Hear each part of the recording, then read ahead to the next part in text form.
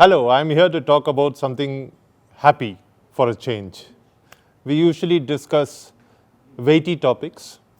We've discussed vaccines, we've discussed the second wave of the coronavirus disease, which is a very frightening thing. We've discussed politics. There's nothing funny about politics, unfortunately. And today we are going to discuss cricket. And the reason we're going to discuss cricket is because a league which I personally think is one of the finest combinations of sports and entertainment and mass entertainment kicked off yesterday. This is the Indian Premier League. It's a very different Indian Premier League that we are going to see this year, for the simple reason that it's happening in the midst of a pandemic. Everyone needs some good news, everyone needs some cheering up, everyone needs some distraction. I know there are lots of problems. And these are problems that will still be there after we spend 3 hours or 3.5 hours watching the match. I have to confess, I have a nice large screen TV in my office room.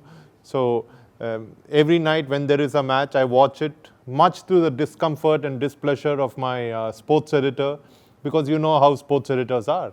They're all purists, so they don't like IPL. For them, Test cricket is the last word, or European League football. Unfortunately, I do like Test cricket. I don't follow European League football, so I have a feeling that my sports editor probably has a very, very dim opinion of what I do.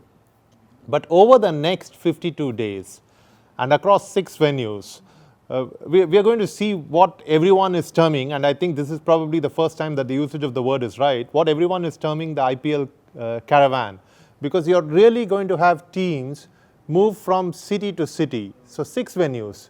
Each team plays 9 matches across 2 venues and 5 matches across 2 venues. So each team is there only in 4 of these 6 venues, which means they start somewhere and then they travel to 3 other places. It's structured in this way to prevent frequent travel. It's structured in this way to give teams enough of a time to acclimatize themselves wherever they are playing. For the first time in the IPL, we are probably removing the home advantage. Of course, I know there have been IPLs that have been held outside the country where there is no real concept of a home advantage. But for the first time that the IPL is being played in India, we are removing the home advantage. It's going to be complex. I hope it doesn't turn messy, because all the teams are in what is called a bio bubble. Now, living in a bio bubble is not easy. Many sports people have spoken about the fatigue that they get from living in a bio bubble. Bio bubbles make sports possible. They've made various cricket series possible. They've made various tennis tournaments possible. The NBA happened in a bio bubble in the US, right? And without it, it wouldn't have been possible. The challenge this time is simply what is happening in the external environment, which is really the second wave. The cases in India are rising at such a fast clip.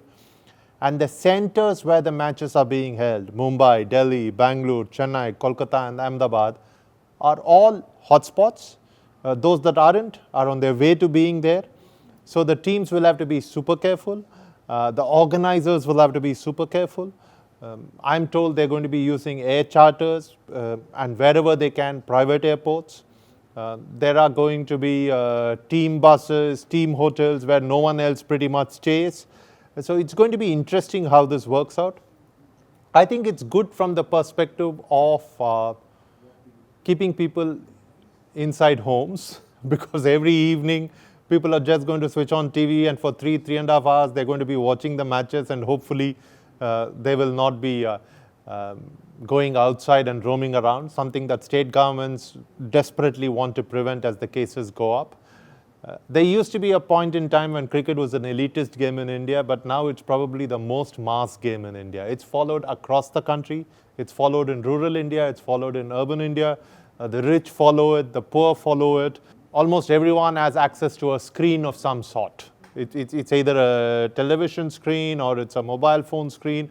So everyone who's actually interested in the game, irrespective of where they are present geographically, irrespective of which social strata they belong to, irrespective of which economic strata they belong to, are actually going to be watching this, which is extremely good from my perspective. I really think keeping people inside homes is the best thing that you can do at a time like this. What about the teams? The teams are going to be facing a challenge because, like I said, 52 days in a bubble. You're not interacting even with the team management. I mean, you're interacting with the immediate team management, but I don't even think that the owners are part of these bio bubbles, because it's going to be very difficult for the owners to be part of the bio bubbles. So it's going to be a little different from what it has always been. The last version of the IPL that happened in the UAE, each player had a GPS tracker, which sort of tracked their movements. There is no such thing this time, but what you have is human monitors. It would be good if you have GPS trackers. I'm told that there is talk of some coming a few days from now or a few weeks from now, well before the tournament is over, so that players can be given. I hope that happens.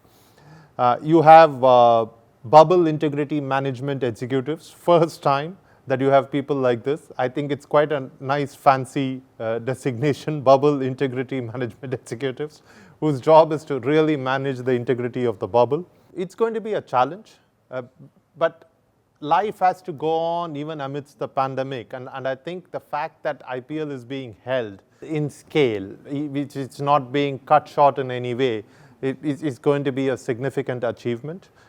Do I have team favorites? Of course I have. I come from Chennai, so CSK is my team, and I hope they do well.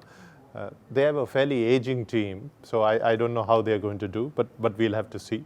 So that's it. I hope all of you enjoy watching IPL, and please remember, there is a pandemic going on outside, so mask up, ensure that you're socially distanced from other people, take all adequate precautions. If you're eligible for the vaccine, please go ahead and take the jab.